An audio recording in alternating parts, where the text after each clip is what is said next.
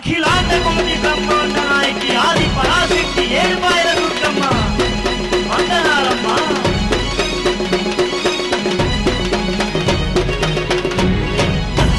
సక్కాని తల్లి సుక్కల్లో తాబిల్లి ఏడుపాయల మా